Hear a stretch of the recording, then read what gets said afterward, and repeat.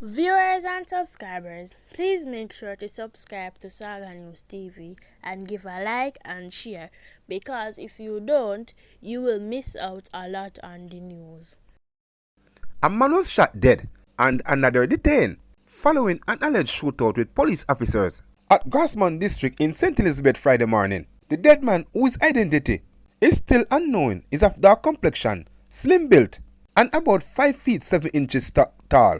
An illegal firearm was seized during the incident, the police said. The Independent Commission of Investigation in the COM is probing the incident. Reports are that around 11:30 a.m., a police team began conducting special operation and targeted raids in the St. Elizabeth Division. The operation led the team, which had a search warrant under the Firearm Act, to Gunman district in search of a man wanted in connection with several robberies in the division. Other wanted man and illegal firearms. On arrival at the premises, cops entered the yard and men immediately opened gunfire at them. The police took evasive action and returned fire, the report said.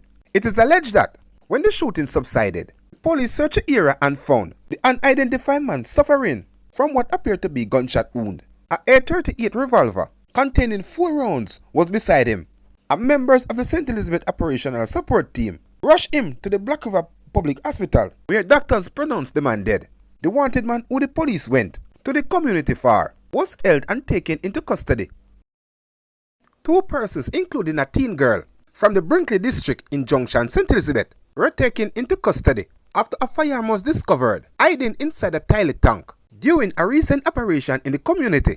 According to the St. Elizabeth police, a 44 Smith & Wesson Magnum revolver with 1 live round was found following the search of premises in the area. The teen girl and a man were taken into custody following the find. Head of the division, Acting Superintendent College Minter, commended the search team for their diligence and details during this operation. He further noted that the police also discovered paperwork which suggested some level of scamming happening in the area. Minter said detectives will continue their investigation as the police are committed to riding the era of criminals. Minter also seized the opportunity to urge citizens to come forward with any information they may have regarding illegal firearms or individuals wanted by law enforcers.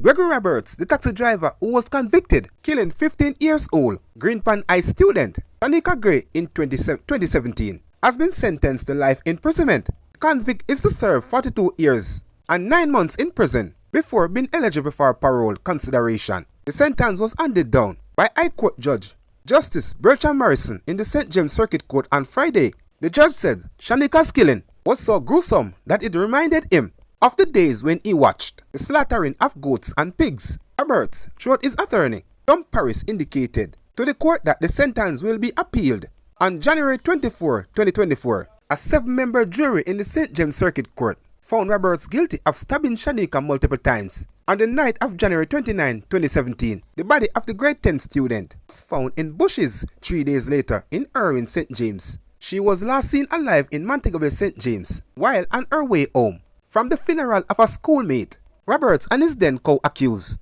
Maria Morrison, were later taken into custody in connection with the killing. Morrison pleaded guilty in September 2022. This after hearing a plea deal with the state and was sentenced to life imprisonment.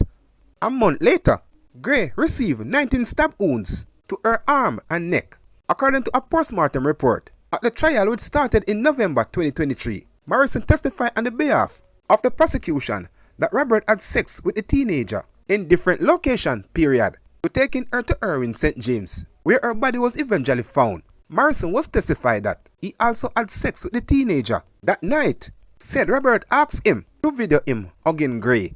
However, he said things took a turn when Roberts began stabbing her multiple times. A former member of Parliament MP, Julian Silvera, who was charged with the murder of his wife, Melissa, has been pushed back to May 2. The matter was scheduled for Thursday in the Home Circuit Court, but did not proceed due to outstanding documents. Melissa Silvera was found dead in the couple's Stony Hill, St. Andrew home on November 10, 2023. It was initially assumed that she had died from natural causes. However, an autopsy report revealed that she had died from gunshot wounds.